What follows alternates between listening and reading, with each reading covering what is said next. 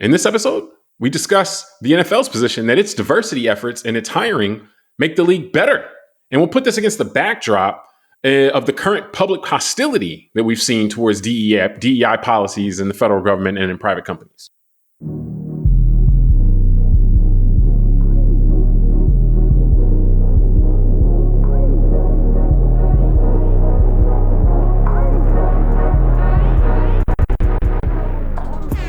Hello, welcome to the Call Like I See It podcast. I'm James Keys, and joining me today is a man whose takes sometimes make him among the infamous, Tunde Ogunlana. Tunde, are you ready to show the people why today is not the time for the shook ones? Yes. I'll let it go, and we'll just do a show. All right. Now, before we get started, if you enjoy the show, I ask that you subscribe and like the show on YouTube or your podcast app. Doing so really helps the show out. Now, we're recording on February 4th, 2025. And in the recent State of the NFL press conference that occurs annually during the Super Bowl, NFL Commissioner Roger Goodell surprised many with his firm defense of the NFL's diversity and hiring efforts, and indication that despite the recent anti-DEI sentiment that's been ascending across the U.S., the NFL will continue its efforts.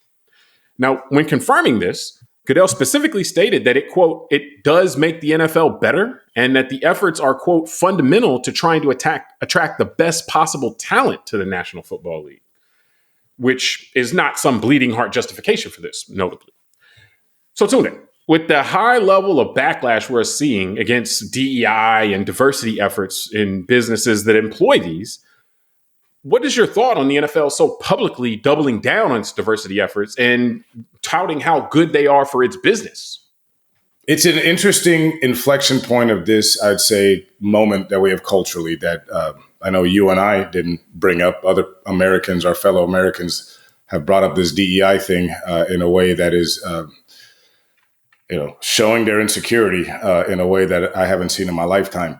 So the interesting thing is, that's why I said this is an interesting inflection point, because the NFL as an organization generally is known, and most people are pretty aware and seem to have been pretty comfortable with the idea that around 85% of the employees of the NFL are Black American folks. So to have this conversation creep into an organization like the NFL is interesting on its face. And then the fact that the NFL itself and football in America is such a cultural icon and such a kind of a meeting place for all of us Americans culturally. So I just find it very interesting. For me, it's refreshing personally that Roger Goodell really is standing his ground here. And it reminds me of others that we've seen recently, like Costco and Apple and certain other big corporations that have also stood up for the benefits of DEI in their organization. So to me, I'm glad to see it. And I think it continues to remind me that a lot of people that used to talk about private enterprise having autonomy and for government not to meddle with businesses and things like that, a lot of those people seem to be the ones that want to tell companies how they should behave internally in these ways, like how they should go about their hiring practices, and people from the outside telling these businesses what they should do for that what they're doing is not good for business, when all the facts, including with the NFL has only grown over the last decade or two, right? So that's where I feel like it's very interesting that the NFL has been brought into this conversation. And again, I'm very refreshed that the commissioner is standing behind it.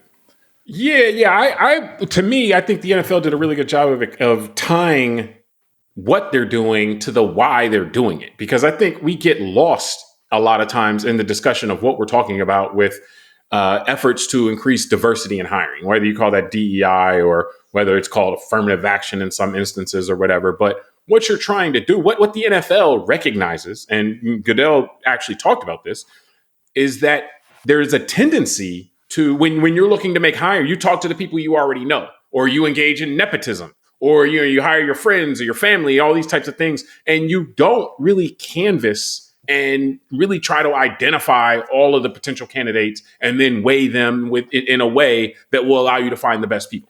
The NFL has recognized that that's a tendency that happens. That's why programs like this are important. It's not because people don't have merit to get or talent to get hired. It's because a lot of times people from different backgrounds or that aren't in certain social circles aren't going to be included when they're saying, okay, well, let's try to find somebody to work to do this job. People won't even be thought of if it may be talented. They won't even be brought into the room. They didn't already know somebody in there, or their dad wasn't the head of the company or something like that. And so you create these blind spots, or these blind spots are created. And what the NFL has recognized over the last 20, 30 years is that this is a way that you can address those blind spots and remove those blind spots. And the NFL, most notably, doesn't require, in terms of their primary effort, it's called the Rooney Rule. It doesn't require you to hire anyone. But it's specifically about, hey, go interview additional people besides your son or the guy who you already decided 3 months ago that you wanted to hire. Go interview additional people. And that's the requirement of the rule. So expanding, removing the blind spots that are naturally created just by the way people operate and expanding out that horizon. And like I said, Goodell specifically said that this is something that they see as making their business better. And it's about trying to attract the best possible talent. So that's what we're talking about here. When he's talking about diversity efforts, that's what he's talking about. He's not trying to give somebody a handout or do somebody a solid. He's trying to avoid the blind spots that are created with these other things that happen all the time that there's no clever acronym for, but word like nepotism or something like that, which does limit the pool and doesn't help you find the best possible people. Yeah, and I think that's why, to me, the NFL is such an interesting inflection point culturally for this, because most of us are used to seeing a lot of black players. I believe the statistic is about 85% of all employees of the NFL are black, or at least the players. And so, the idea of having an issue with diversity, equity, inclusion in the NFL is kind of a bit counterintuitive. But the fact that this is a culture war issue now, and the NFL is a huge part of American culture, I just find it very interesting. And but it raises a different issue. And I think implicit in there is the idea of management versus kind of workforce, so because what Goodell's talking about is not them going around finding players. He's talking about the people that are in management, the coaches or the front offices and so forth, not necessarily like the players. Yeah, they're not looking at those type of efforts for there. It's more about where things like nepotism and limited social circles do functionally limit candidates unless extra efforts are made. Yeah. Well, and I think you're right, because you and I are old enough to remember the idea of, blacks weren't really sought out to be quarterbacks until probably the early 2000s, right? Well, they weren't allowed to be in many respects when I was growing up. Yeah. When we were kids in the 80s, I mean, you would hear stories of that too. Guys that were great quarterbacks in high school, or even it snuck into college as a quarterback because it was starting in the NCAA level of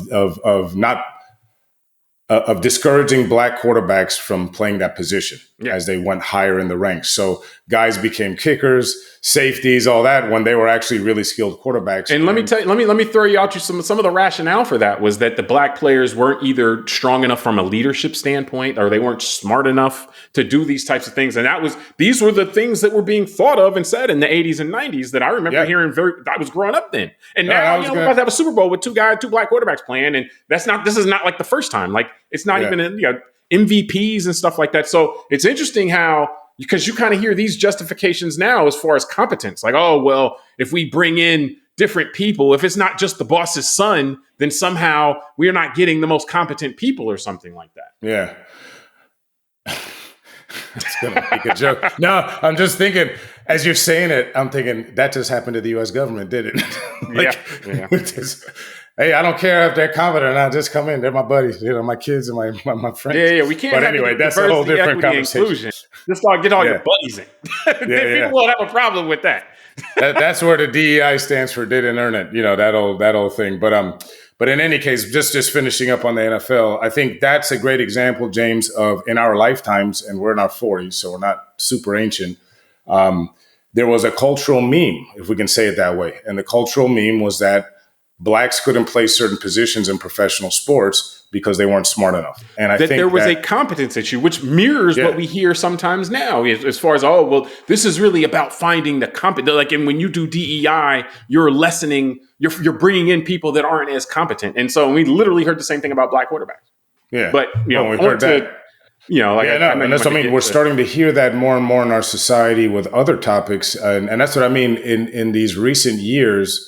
And I challenge a few people I know personally to this. I challenge them to ask, say, look, before the year 2020, have you ever heard of three things: DEI, CRT, or the term woke? And they were honest and said, no, I never heard of it. And that's and then that allowed me to have a greater conversation and say, well, do you think every single problem structurally in the United States came from those things, that built up over decades, and things that we all collectively will discuss and talk about, like outsourcing of jobs to foreign countries and automation and the lack of pensions out there and all the things that, and the healthcare system. All the wealth is being accumulated at the top. Yeah, that's what I'm saying. Like I wanted to get to this. Let me ask you the question just straight out. Let me just set you up. Okay, go. As you pointed out a few years back, DEI. You might get an answer you don't like, though. That's hey, let's see. I don't know. You ain't got to dance for me, man. But a lot of people hadn't heard of these terms, the DEI and stuff like that. And there have been some companies have embraced the idea of trying to broaden, eliminate blind spots, broaden their pool of candidates and so forth for a long time. Others, you saw kind of a trend after the George Floyd summer and so forth, where more companies were embracing it. But it now seems to be this boogeyman, regardless of why it started in different places or why the wording kind of got popularized in culture. It seems like this boogeyman that gets blamed for a lot of society's ills. Like a plane will crash and you'll start hearing about DEI. And it's like, what are you guys talking about? They're not just putting people in planes who don't fly planes because of this, or just pulling people off the street. But nonetheless, not to get aside by that, but you'll see it get blamed for just random things. Whenever something goes wrong, it's a DEI issue. So why do you think, clearly that's intentional. Why do you think this is such a seductive scapegoat, that can be thrown out there and people can, buy it hook, line, and sinker no matter what? It's like, we just had an asteroid hit. Oh, DEI. And I guarantee you that'll make some people feel like, oh, yeah, well, it makes sense to me. So why do you think it's such an effective scapegoat? I didn't think of the asteroid, but that was funny. So I'm thinking about how we're going to blame aliens for giving handouts to black people. So that's a whole nother realm. But remember, I'm going to go here. So first of all, for those listening that can't see, I put my glasses on, which means my IQ just went up by 30 points. So this is going to be a good, fun way to answer it. James, I'm going to say something that's that's interesting. I mean, if you look at all of this hysteria, this is the great, I think it's the great inflection point in American society and the big debate of our entire existence as a country, which is who belongs here, who's an American, so on and so forth. And as I get to that, I say there's some very important cultural memes that have existed for a long time in this country that I would say someone like me wasn't privy to from like growing up and talking to my parents at the kitchen table and all that. And one of those things is manifest destiny. Yeah. And I think we need to do a better job of talking about these kind of cultural realities, that there's tens of millions of Americans that have been indoctrinated, if I can use that term that is often used by some who oppose the things we're talking about here, like diversity, equity, and inclusion. But they're indoctrinated with a real belief that God gave their ancestors this country. I can appreciate that if you look at the religious refugees that came from Europe in the 1600s, there was Plymouth Rock and the Pilgrims and all that, because they didn't want to practice Catholicism, or they didn't want the Anglican Church on them, and they wanted to be Puritans and Quakers and all that. So can someone like that believe that God gave them a land that they can practice freely? Yeah, I can believe that. But over the 1800s, but something in a religious context, people can believe anything, though. Correct. And I could see it out of joy. Maybe they weren't trying to hurt other people. They just got to a new land and could practice freely. But I think over the period of the 1800s, the kind of culture of manifest destiny morphed into something greater. Now, one of the things, the reason why you and I didn't get those stories growing up is because this is where that idea also of who is an American began to form, where it was a certain type of white person from a certain part of Europe. It wasn't Russians and Greeks and Italians back then. It was Anglo-Saxons. You either had to be Anglican from the British Isles or go, through Saxony, through Germany. I mean, you did a lot there. So I just was kind of like, I want to kind of break it up a little bit. I think the manifest destiny piece is interesting because what that is ultimately boils down to, it can boil down to into a word: entitlement. certain people believe they are entitled to certain things in the United States. And so what you see, like this idea, this aversion, I think the DEI thing is such an effective boogeyman because it plays on existing attachments, existing sentiment. And so if, like you said, people that have been indoctrinated with this manifest destiny thing, a lot of us learn about it in history, talking about the expansion west, but really it's an entitlement. Hey, these certain people are entitled to the benefits of this land. If somebody else is living there, you can kill them, no big deal, or you can move them into a reservation or something like that. Like, we're entitled to this, we're entitled to that. So it's an entitlement piece. DEI is offensive to the idea of an entitlement. If you are entitled to all the jobs or to this and that, then the idea that you're going to try to incorporate somebody else and say, hey, let's open this up a little bit. Let's see, if there's other people that are qualified, or let's not just look in this one area. If we have a whole pie to look at, let's not just look at 50% of the pie. Let's look at the whole pie. That's offensive to someone who is entitled and saying, oh, well, hold up. No, this is mine regardless. There's no need to look outside of this. And so I think that the idea of the manifest destiny is really about the entitlement that comes from that. And that's one reason why the idea of DEI can be so reflexively and so quickly, having not been heard about for up until a few years ago, instantly can become something that's so meaningful to so many people, is because it taps into this existing entitlement. The other piece I'll mention, which I like, again, to kind of try to make it tied a little more tightly, is just the idea. I think it's also tied into the idea of white supremacy. And so if you, as a baseline, if what was the guy, one of the podcasters a few years back said, oh, if I see a black guy as a pilot, then, I'm just going to think he's not as qualified. And it's like, well, I mean, you're just saying, that's a white supremacist mind. Like that, You didn't look at this guy's credentials. You don't look at the credentials of anybody else when you get on a plane. You're literally just looking at the person and saying, okay, well, this person looks like this, so he must be worse than somebody who doesn't, regardless of any other thing, because you know what? You have no knowledge of any other thing. So you're making that judgment based on that. Can I jump in there and add something to where you're going? What makes it even worse to me about a comment like that by someone like him is that then he plays the victim of it, because he said, well, I don't want to think like that, but it's because they have all these affirmative action and DEI policies that I have to think that, somebody was just given something. And I think that goes back to your point. What I'm saying. And so to what I'm saying is that because of that, a lot of people do walk around believing that the DEI type of program or the affirmative act, whatever it would be, is necessary, because if everybody's left on their own merit, then a certain group would be the only one to succeed. And that's just not the case. That's very ignorant of American history and the amount of efforts. Like, if you ever learn American history and you see the amount of efforts that were made to keep, whether it be minorities, like black people is an easy example, because we've seen when the color barriers are broken, how in meritocracies, it's not like, oh, they got to go find people that can compete. It's like, okay, well, once you stop holding people back, that people are just able to naturally get in. But it goes to the point I made in the first segment here, when I was talking about how the biggest issue with a lot of these issues is the access piece. So with the DEI, it's not necessary because there isn't talent. It's necessary because there isn't equal access to all these things. And so it's trying to broaden these horizons, eliminate these blind spots more so, not trying to go find people who otherwise wouldn't qualify. But it's again, why is this so seductive? Well, if you have a white supremacy kind of mindset, it's very easy to believe that, oh, well, the reason you need DEI is because everybody else is inferior. And so we got to put people in who aren't as good, because if we just did whoever's the best, it would only be, again, it would be the white person. But, and again, that's why I keep throwing out things like nepotism, though, because that is more offensive to the idea of a meritocracy. But people don't seem to have as big of a problem with that. And I think it's because if they were in that position, they want to put their son and their daughter in too. So it's kind of something they can relate to a little better.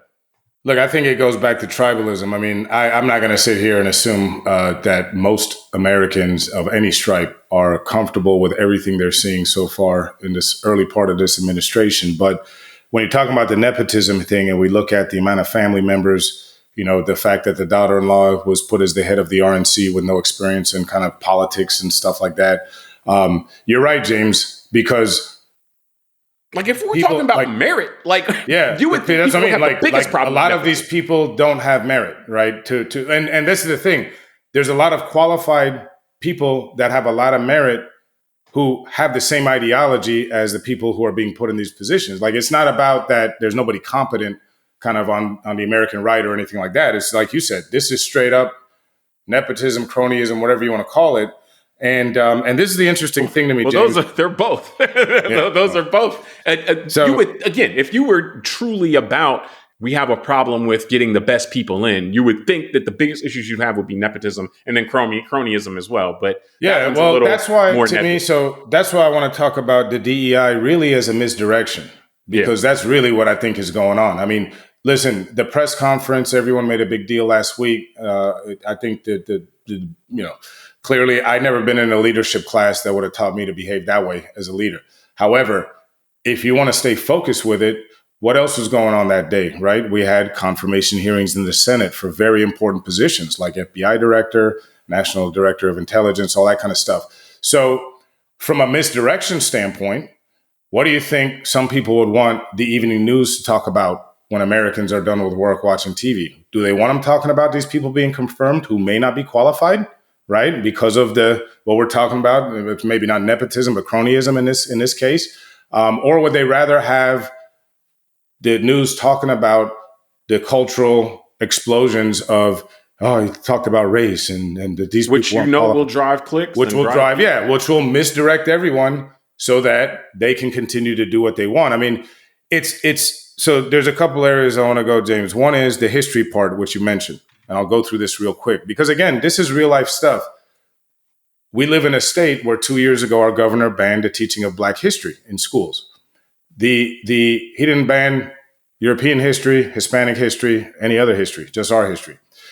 But the reason is, like you said, there's been 3 times in this country's history when the merit thing really was allowed to happen. One was Reconstruction and it worked. So then it was cut back with the 1890 Plessy versus Ferguson separate but equal ruling. Then we had the end of Reconstruction. Yeah, exactly. And then we had the 1960s, which led to Richard Nixon starting affirmative action in 69 and a bunch of laws all the way through probably 1980. That began to be rolled back by Ronald Reagan. And then we're in the third period of this kind of backlash because I think just, Obama's presence broke a lot of people's brains. And if you have that manifest destiny kind of indoctrination, then having someone that doesn't look like you at the top of the mountain, leading the country is going to disturb you and break your brain. Shouldn't be possible. So that's why I think, James, it's interesting why the full American history has not been taught, because it runs against the grain of manifest destiny and eugenics and a lot of things that other people want to still believe for some reason. Yeah. Because if you really look at American history, you will see that the only time that one group was really able to dominate was when they applied force. And and legally and all that kind of stuff. There were no black players in the Major League Baseball for all those years. It wasn't because they couldn't play baseball. It was because there was a color line, and we've seen this in many instances. So that's why I think that history has shown, there have been these break points, where this restriction was lifted and then you saw a place become more diverse organically. And then you saw the backlash against that and to restrict it. I think the misdirection piece, though, and I do want to get out of here, but the misdirection piece is really, really, really good. I think that one other thing that we're observing here, and I want to add this to the mix here, there's these mentalities on why it's easy for people to believe this or to become emotionally attached to it, more importantly than just believe it, but that it's something that can move them. Another part of it also, though, is the feeling that there is less opportunity out there. There's less dynamism in our economy, or there's less available positions and there's less jobs available for people. And it's like, that must be because of the DEI piece. And this is where it's also effective misdirection, because what's happening in our society, and this is observable with any number of statistics and numbers and all that, is that wealth is just concentrating. I mean, you throw out a couple times in the past few months, maybe, how the richest man in the world doubled his net worth in the past couple of years. And it's like, that's all prosperity. Past couple months, man. What's you talking? That's all prosperity that's not being spread amongst the population. Now, maybe he gets more of it than everybody else, but that's not going to anybody else but him. And then this is across the board. The wealth classes, their net worth, remember during the pandemic, all this stuff, they're all inflating in value and worth, and all their resources are growing. And the middle, the working class and all that kind of stuff, they're kind of, hanging in there, but not doing too much. Or in some cases, they're losing space. And so if everybody in the middle class, working class is looking around like, where's all the money? And the rich people, the wealthy people are the ones with all the money. They're not going to say, yeah, we got it. We got the money. We know you guys aren't able making as much money. It's because we're holding it all. Don't worry about it. They're like, no, the reason you don't have opportunity is because some black guy took it or some woman took it or something. Because a Haitian ate your dog. That's why. What?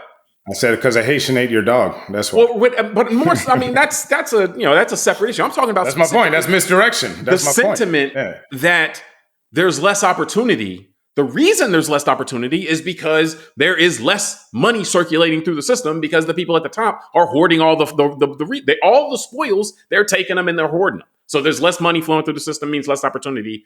They're not going to own up to that, obviously. So they're going to come up with reasons why it's not them. It's somebody else's fault.